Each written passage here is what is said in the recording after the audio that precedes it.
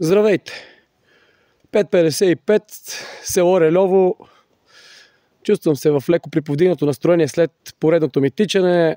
Допамина се е увеличил в тялото ми, но пък бих искал да ви разкажа нещо, което е свързано с Бъдни вечер. Без значение дали сте християни, вярващи. Винаги съм пренебрегвал този тип празници и съм си мислил, че те не са толкова важни.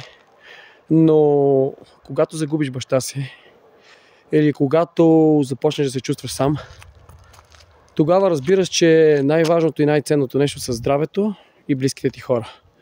Било то приятели, било то роднини. Пазете близките си хора и оценявайте това, което имате. Бих искал да ви пожелая весело изкарване на Бъдни вечер и който не се е абонирал, да се абонира долу, защото само 10% от гледащите са абонирани. Чао!